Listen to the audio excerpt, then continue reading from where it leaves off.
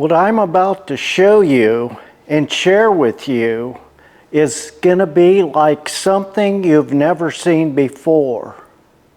I'm Marvin from Marv's Fix-It Shop. I've been gathering junk for over 50 years, fixing it, repairing it, and restoring. And today is no different than any other day.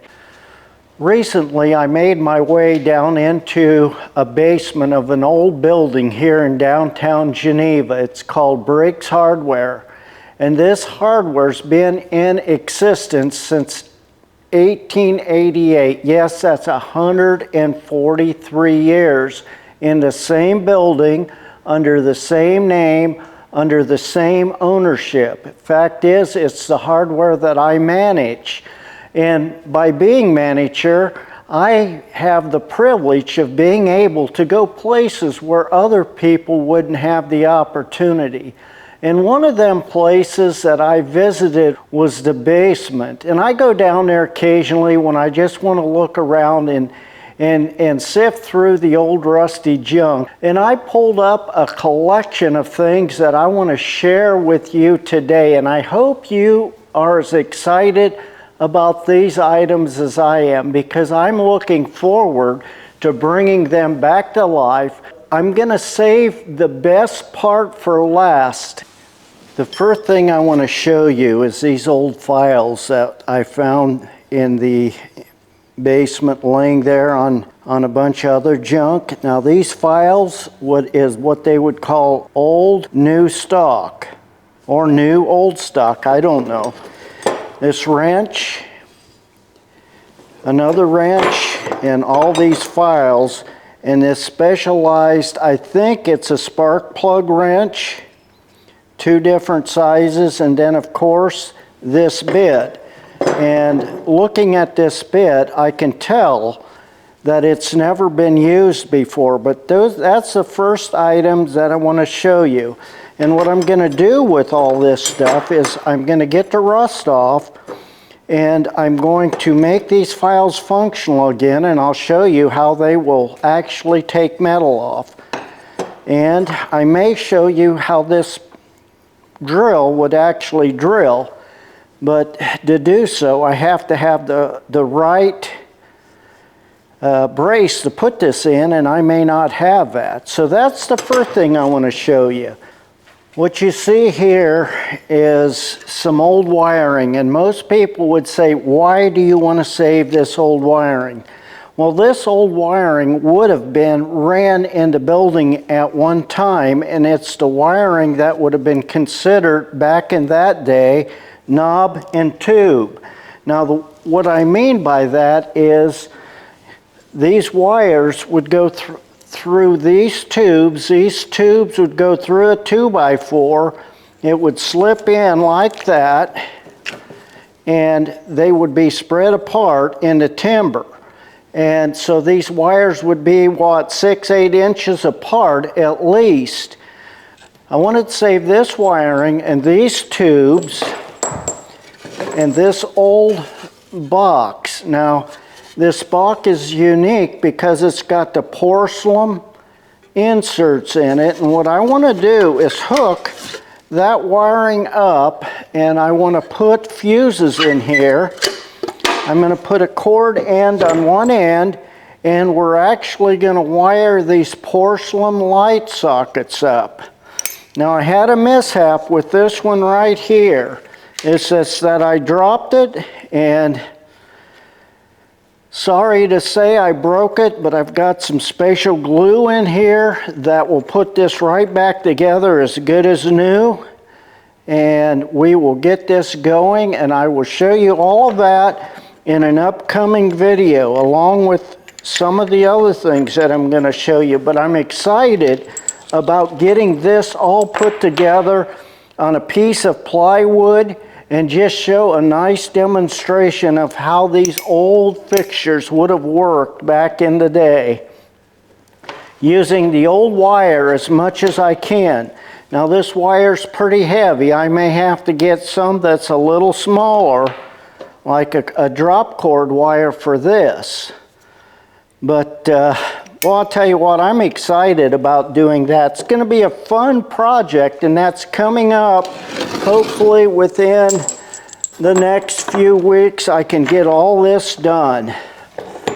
You need to realize I am working on an old treadle sewing machine at the same time, so it's going to take some time to get all this done. Another project that I'm excited to see come is that I was able to save and find these 3 oil cans. And I turned the lids off, and the insides of these look like they did when they came off the shelf. I'm guessing that these were used because there was an old boiler down there that would have taken some oil and some of the bearings and parts. So these aren't old inventory, old new inventory. So, but I want to restore these. I actually want to restore these, put some color back to them, get them functioning, and I'll use them right here in this shop. And that'll be another project, and I'm looking very, I'm excited about seeing these come back to life, and I hope you are too. So look for that. Another project is I would like to restore and bring these hammers back to life. Now this one I won't be able to because somehow that head got knocked off of there. I bet there's a story to be told there. For some reason someone cut that head off. I may go ahead and put the handle back in it, but these hammers, especially this one right here, dates way back.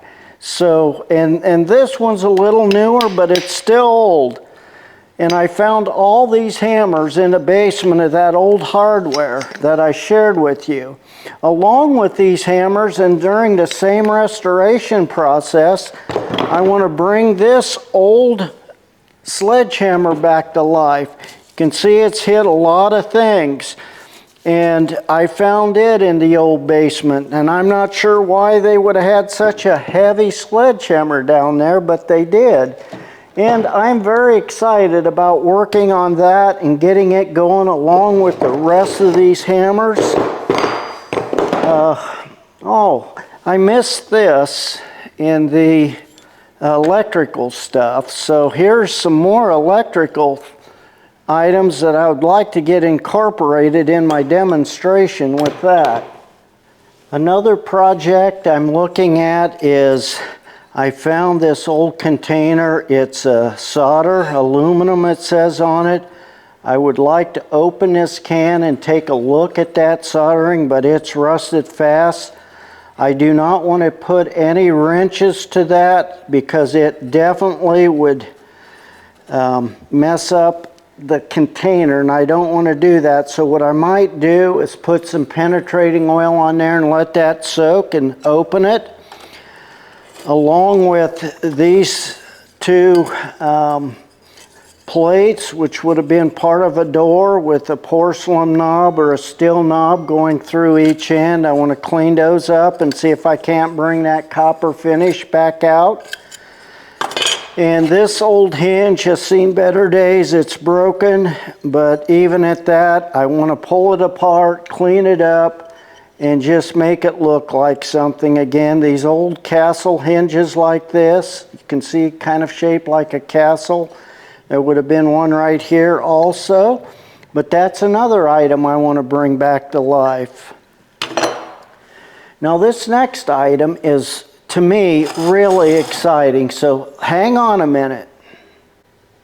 These next items I found, and there's several of them down there, but these old nails here, and I want you to just take a good look at that if you can. I hope that that comes through.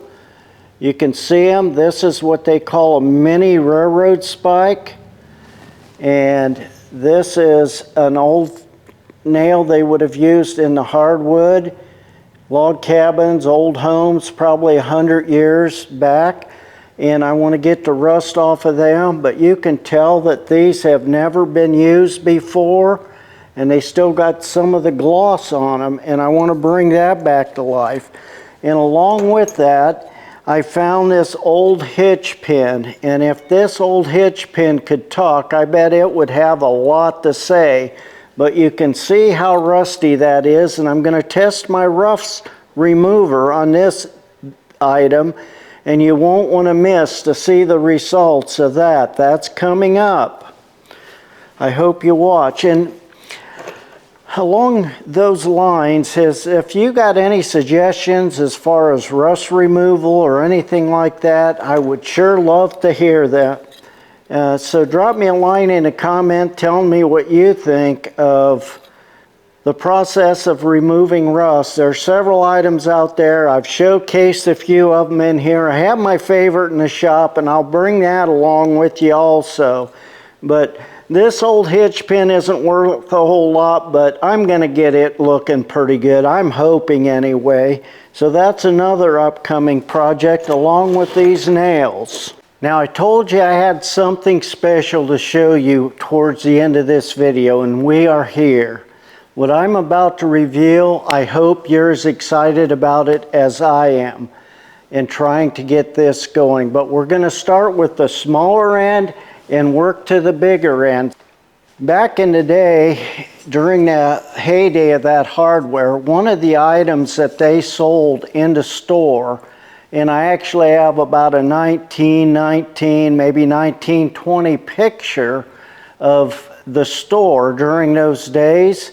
If I think about it, I will put that picture in this video so that you can see it.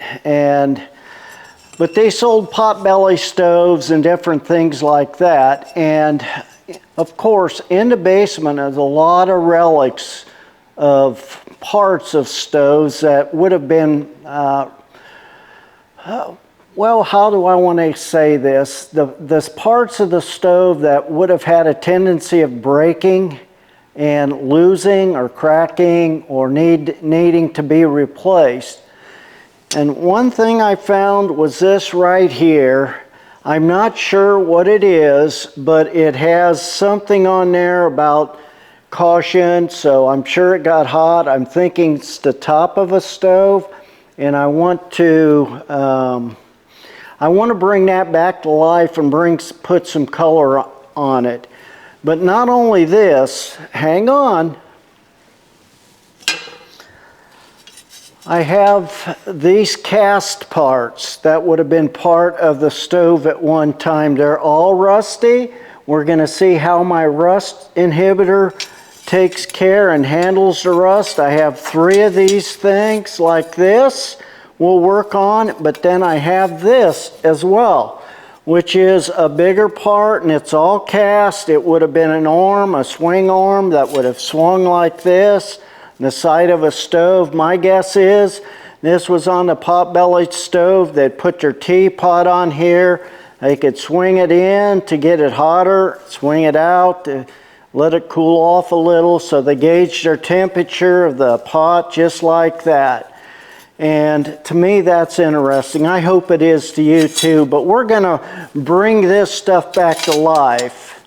Now, like I said, one last component, actually 2, but I want to show you this part right here. I did this about a year ago, and what it is, it's part of a base to an old stove, and this is cast. It would have broken very easily. I could see where they'd have to have parts like this on hand to replace. I don't know what color this would have been. I painted it silver. I don't know, I guess just simply because I like silver. And like I said, if you got any comments on how you would do any of this stuff, please drop that down in the video.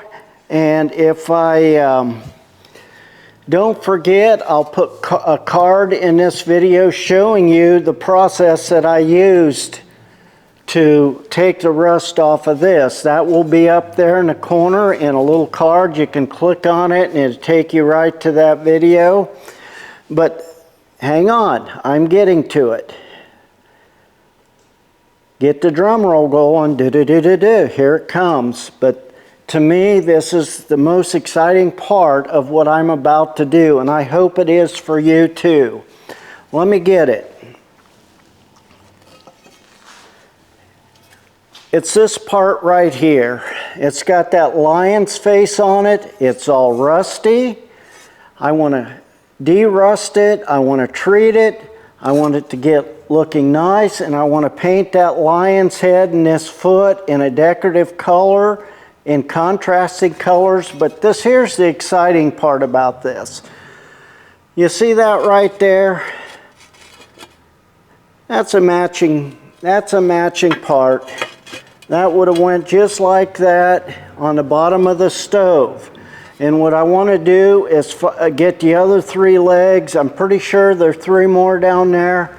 I don't know if there are 3 more of these, but if I can, I want to get this put together at least as a little base and maybe add a top to it because I do not have the stove, and make it into a little stool or just something you could set on a dresser to, I don't know, I just think it's neat. I hope you do too, but this is probably one of the first things I'm going to start with. It may not be the first video because it's going to take me a little bit of time to get all of this done, especially with the painting. I'm not an artist, but I'm going to give it a whirl, do my best to make that old lion's head look good. Boy, I hope this turns out okay.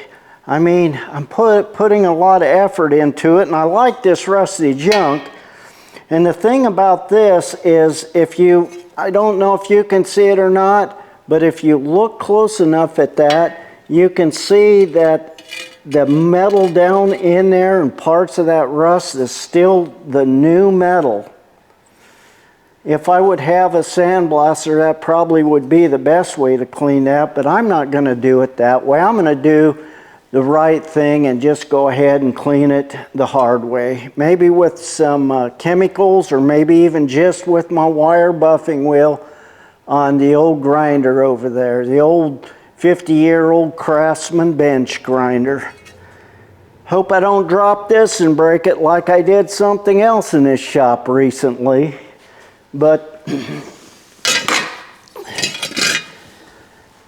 those are the parts I have right now. I plan to go down to get the rest of that stuff. Maybe I'll come across something very exciting in that, and I'll bring it up and show that to you as well as in the process of doing some of this stuff.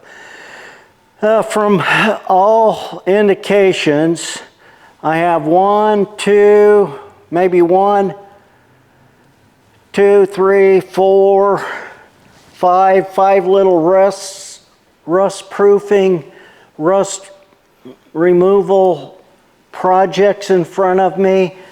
If I see that it goes well and I can consolidate a couple of them, I will, so it doesn't drag it out for you. But I want you to follow along with all of this. And again, if you have anything you want to share about some of the things that I'm working on, and have questions or excited about it or have a special way of doing it, drop it down there in the comments and let me know about what you're doing. I'm excited about it, and I hope you are too. If you like what I bring to you each week, please subscribe to my channel. It encourages me to see that, and especially the watch hours as they go up. Subscribe to my channel. If you like videos like this, make sure you watch these 2 right here. And like I always say, can it be fixed? Sure it can. Can you fix it? You're darn right you can fix it. Until the next one.